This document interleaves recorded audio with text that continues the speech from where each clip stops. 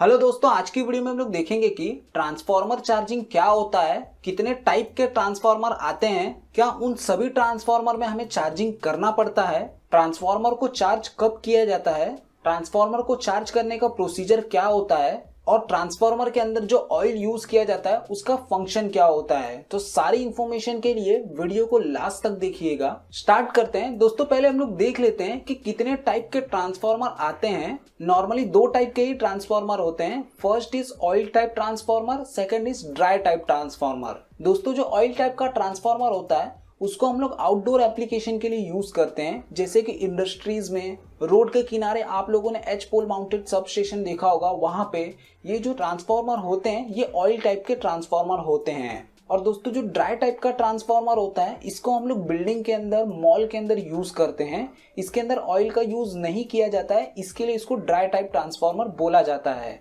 तो क्या दोस्तों दोनों टाइप के ट्रांसफार्मर में चार्जिंग की जरूरत पड़ती है? यस, दोनों टाइप के ट्रांसफार्मर में चार्जिंग करना पड़ता है। ऑयल वाला जो ट्रांसफार्मर होता है उसमें हमें कुछ ज्यादा देर तक चार्जिंग करना पड़ता है, और जो हमारा ड्राई टाइप का ट्रांसफार्मर होता है उसमें कम चार्जिंग करना पड़ता है। तो पहली बात की दोस्तों, ट्रांसफार्मर चार्जिंग है क्या? दोस्तों, जो ट्रांसफार्मर होता है उसको अगर हम लोग ओपन लोड पे, मतलब बिना लोड के 8 से 10 घंटे तक ऑन करके रखें, या तो एक दिन तक के लिए ऑन करके रखें बिना लोड के, तो उसको हम लोग बोलते हैं ट्रांसफार्मर चार्जिंग। जब ट्रांसफार्मर को चार्ज किया जाता है तब ट्रांसफार्मर को बिना लोड पर चार्ज किया जाता है। इसको हम लोग 8 से 10 घंटे तक के लिए ऑन रखते हैं। कोई कोई कंडीशन में इसको एक दिन तक भी रखा जाता है। याद रखिएगा दोस्तों, ट्रांसफार्मर जब चार्ज किया जाता है तो वो ऑन लोड पर नहीं होता है, मतलब बिना लोड पे चार्ज किया जाता है।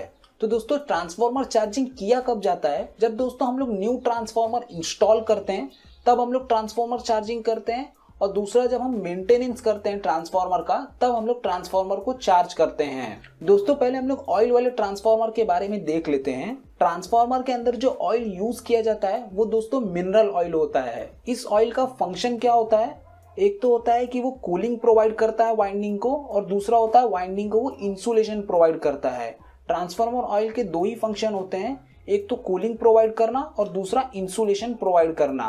तो दोस्तों, जैसा कि मैंने आप लोगों को बताया कि हम लोग ट्रांसफार्मर को कब चार्ज करते हैं, जब न्यू इंस्टॉल किया जाता है और जब मेंटेनेंस किया जाता है तब। तो दोस्तों, क्या होता है कि जब हम ट्रांसफार्मर नया इंस्टॉल करते हैं तो जैसे कि हमें जहाँ पे इंस्टॉल करना है वहाँ पे 10 से 15 दिन पहले आके ट्रांसफार्मर रख दिया जाता है, मतलब साइड में किधर रख दिया जाता है। फिर हम लोग उस ट्रांसफार्मर का फाउंडेशन वगैरह बनाते हैं, फिर उसको लोकेशन पे रखते हैं, फिर उसके अंदर ऑयल भरते हैं। दोस्तों, ये जो ट्रांसफार्मर का ऑयल होता है उसको बैरल्स के अंदर लेके आया जाता है, मतलब एक बड़ा सा ड्रम होता है उसके अंदर हम लोग लेके आते हैं। तो साइड पे डायरेक्टली लाके ट्रांसफार्मर के अंदर नहीं डाल दिया जाता, वो 10 से 15 दिन तक आके पड़ा रहता है। उसके बाद हम लोग उसको ट्रांसफार्मर के अंदर डालते हैं जब ट्रांसफार्मर अपनी लोकेशन पे लग जाता है तब। तो ट्रांसफार्मर ऑयल को स्टोर करके रखने की वजह से क्या होता है कि ट्रांसफार्मर ऑयल के अंदर मॉइस्चर जमा हो जाता है। मॉइस्चर मतलब पानी की छोटी छोटी बूंदें जमा हो जाती हैं ट्रांसफार्मर ऑयल के अंदर। ये जो ट्रांसफार्मर ऑयल के अंदर मॉइस्चर आ रहा है ये ट्रांसफार्मर ऑयल के लिए अच्छा नहीं होता है। अगर ट्रांसफार्मर ऑयल के अंदर मॉइस्चर है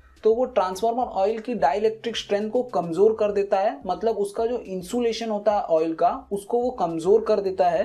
अगर इंसुलेशन कमजोर हो जाएगा तो चांसेस होते हैं कि दो वाइंडिंग के बीच में शॉर्ट सर्किट हो जाए। इसके लिए दोस्तों, ये जो मॉइस्चर जनरेट हो रहा है ऑयल के अंदर, इसे हमें निकालना बहुत ही इंपॉर्टेंट होता है। तो दोस्तों, अभी तक आप लोगों को ये चीज समझ में आ गई होगी कि हम लोग जो ट्रांसफार्मर को चार्ज कर रहे हैं वो क्यों कर रहे हैं, क्योंकि हमें इस ऑयल के अंदर से मॉइस्चर को निकालना है। तो ट्रांसफार्मर को जो हम 8 से 10 घंटे ऑन करके रखते हैं वो इसीलिए रखते हैं कि जो ऑयल के अंदर मॉइस्चर है वो निकल जाए। मतलब जैसे हम ट्रांसफार्मर को ऑन करेंगे, ट्रांसफार्मर की वाइंडिंग गर्म होगी, वो गर्म होगी तो वो ऑयल को गर्म करेगी। ऑयल जब गर्म होगा तो उसके अंदर जो मॉइस्चर है, मतलब पानी की छोटी छोटी बूंदें हैं, वो भी गर्म होंगी। छोटे छोटे पानी के बूंदे गर्म होने की वजह से वो भाप बन जाएंगी, और भाप बन करके वो ट्रांसफार्मर के ऊपर वाले साइड पे आ जाएंगी।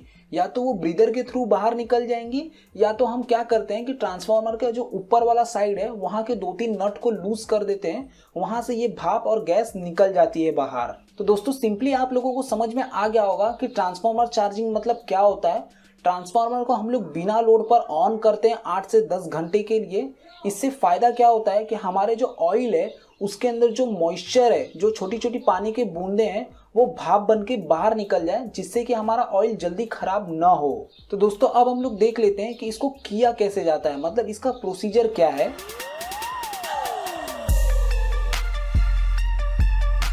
दोस्तों जब नया ट्रांसफार्मर इंस्टॉल किया जाता है तो पहले हम लोग फाउंडेशन बनाते हैं, फिर वहां पे ट्रांसफार्मर को लाके रखते हैं, उसका सारा कनेक्शन करते हैं। कनेक्शन करने के बाद उसके अंदर ऑयल को फिल किया जाता है। ऑयल फिल कर देने के बाद हम लोग मेगर वगैरह हो गया, सारे जितने भी टेस्टिंग होते हैं वो सारे टेस्टिंग करते हैं। टेस्टिंग सब ओके आने पे हमें चार्जिंग करने का परमिशन मिलता है। तो दोस्तों ट्रांसफार्मर को चार्ज किया कैसे जाता है, जैसा कि आप लोग डायग्राम में देख सकते हैं, ये 11 kV बाय 415 वोल्ट वाला ट्रांसफार्मर है। मतलब इसके प्राइमरी में हम लोग 11 kV कनेक्ट करेंगे और सेकेंडरी में हमें 415 वोल्ट मिलेगा।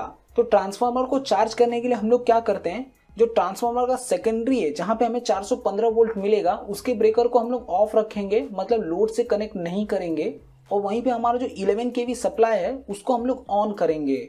तो जैसे ही हम लोग सप्लाई को ऑन करेंगे हमारे ट्रांसफार्मर ऑन हो जाएगा। तो जैसा कि मैंने बताया कि लोड हमारा जरा भी नहीं है, मतलब नो लोड पे है हमारा ट्रांसफार्मर, लेकिन ट्रांसफार्मर ऑन है। तो ट्रांसफार्मर ऑन होने की वजह से क्या होगा कि ट्रांसफार्मर की वाइंडिंग में से कुछ करंट फ्लो होगा, जिसको मैग्नेटाइज करंट बोलते हैं। तो वो करंट फ्लो होने की वजह से क्या होगा कि हमारी वाइंडिंग हल्की हल्की हीट होगी। वो हीट होने की वजह से हमारे वो ऑयल को हीट करेगी। ऑयल जब हीट होगा तो अगर ट्रांसफार्मर ऑयल के अंदर कोई मॉइस्चर होगा तो वो भी गर्म होगा। तो पानी जैसे जैसे गर्म होगा, अगर पानी है तो वो गर्म होगा और गर्म होके भाप बन जाएगा। भाप बन गए वो ब्रीदर के थ्रू बाहर निकल जाएगा, या तो हम लोग ऊपर का 2-3 नट लूज कर देंगे, वहां से वो बाहर निकल जाएगा। वहीं पे दोस्तों ट्रांसफार्मर को अगर हम लोग नो लोड पे न चार्ज करके हम लोग ने डायरेक्ट लोड से कनेक्ट कर दिया तो क्या होगा, इनकेस समझ लीजिए कि हमारा जो ऑयल है उसके अंदर क्या हो गया कि मॉइस्चर प्रेजेंट है, और हमारी जो ट्रांसफार्मर की वाइंडिंग होती है वो ऑयल के अंदर डूबी होती है। ऑयल के अंदर मॉइस्चर प्रेजेंट होने के कारण हो सकता है कि वो जो वाटर है, मतलब मॉइस्चर है, वो वाइंडिंग के आसपास में हो। तो जैसे ही हम सप्लाई ऑन करेंगे तो वाइंडिंग के आसपास में होने की वजह से क्या होगा कि दो वाइंडिंग के बीच में हो सकता है शॉर्ट सर्किट हो जाए। और अगर नहीं भी होगा शॉर्ट सर्किट तो क्या होगा कि धीरे धीरे जो इंसुलेशन होता है वाइंडिंग के ऊपर वो खराब होने लगेगी पानी की वजह से, जिसकी वजह से क्या होगा कि हमारे ट्रांसफार्मर की जो लाइफ है वो रिड्यूस हो जाती है। मतलब जो ट्रांसफार्मर 10 साल 15 साल चलने वाला है वो 3-4 साल में ही खराब हो जाएगा। इसके लिए दोस्तों ट्रांसफार्मर को पहले हम लोग 8 से 10 घंटे के लिए चार्ज करते हैं, उसके बाद ही लोड के साथ कनेक्ट करते हैं। इन केस दोस्तों समझ लीजिए कि अपने पास 11 kV सप्लाई अवेलेबल नहीं है और हमें ट्रांसफार्मर को चार्ज करना है, तो हम लोग कैसे चार्ज करते हैं वो भी हम लोग देख लेते हैं। इन केस दोस्तों हमें ट्रांसफार्मर को चार्ज करना है और हमारे पास 11 kV सप्लाई अवेलेबल नहीं है, तो हम लोग क्या करते हैं कि जो 415 वोल्ट होता है उसको हम लोग प्राइमरी में कनेक्ट करते हैं। जहां पे 11 kV कनेक्ट होता था वहां पे हम लोग 415 वोल्ट को कनेक्ट करेंगे। बट दोस्तों हमारा जो सेकेंडरी होता है उसको हम लोग क्या करते हैं, शॉर्ट कर देते हैं। ये जो सेकेंडरी है इसको हम लोग एक दूसरे से शॉर्ट कर देंगे और प्राइमरी में 415 वोल्ट देते हैं। तो इस तरीके से भी हम लोग ट्रांसफार्मर को चार्ज करते हैं। अब दोस्तों हम लोग देख लेते हैं कि ड्राई टाइप के जो ट्रांसफार्मर होते हैं उसको कैसे चार्ज किया जाता है। दोस्तों जो ड्राई टाइप वाले ट्रांसफार्मर होते हैं उसके अंदर जो इंसुलेशन यूज किया जाता है वो कास्ट रेजिन वाला होता है। तो समझ लीजिए जो ड्राई टाइप वाला ट्रांसफार्मर है अगर वो 1-2 महीने से बंद पड़ा है तो क्या होता है, हमारा जो कास्ट रेजिन है उसके अंदर मॉइस्चर जमा हो जाता है। तो मॉइस्चर जमा हो जाने की वजह से मतलब हमारा कास्ट रेजिन का इंसुलेशन रिड्यूस हो जाता है। इसके लिए हम लोग ड्राई टाइप के ट्रांसफार्मर को भी डायरेक्टली ऑन नहीं करते, उसको भी हम लोग पहले चार्ज करते हैं। लेकिन दोस्तों ड्राई टाइप ट्रांसफार्मर में एक चीज बेनिफिट है कि हमें 8 से 10 घंटे तक ट्रांसफार्मर को चार्ज करके नहीं रखना पड़ता। 1 से 2 घंटे में भी हमारा ट्रांसफार्मर अच्छी तरीके से चार्ज हो जाता है। मतलब ट्रांसफार्मर जैसे ही हीट होता है हमारे कास्ट रेजिन में से सारा मॉइस्चर निकल जाता है। कभी कभी दोस्तों हमारा जो ड्राई टाइप का ट्रांसफार्मर है उसके अंदर जो कास्ट रेजिन है वो डायरेक्टली शॉर्ट सर्किट दिखाता है। अगर आप मेगर मारोगे तो वो शॉर्ट सर्किट दिखाता है। तो उस केस में हम लोग ट्रांसफार्मर को डायरेक्टली ऑन नहीं कर सकते, मतलब चार्ज भी नहीं कर सकते। तो उसके लिए हम लोग क्या करते हैं कि हम लोग लैंप वगैरह का यूज करते हैं और उस ट्रांसफार्मर को हीट करते हैं, मतलब लाइट दिखा करके हीट करते हैं जिससे कि मॉइस्चर सारा निकल जाए। उसके बाद उसका मेगर लेते हैं, अगर रीडिंग प्रॉपर आ रही है तो हम लोग ट्रांसफार्मर को 2-3 घंटे के लिए चार्ज करते हैं। तो आई होप दोस्तों आप लोगों को समझ में आ गया होगा कि ट्रांसफार्मर चार्जिंग क्या होता है। तो आज की वीडियो में इतना ही देखेंगे। Thank you for watching. आप लोगों को ये वीडियो कैसी लगी प्लीज मुझे लाइक करके एंड कमेंट करके जरूर बताएं। मिलते हैं नेक्स्ट वीडियो में। नमस्कार।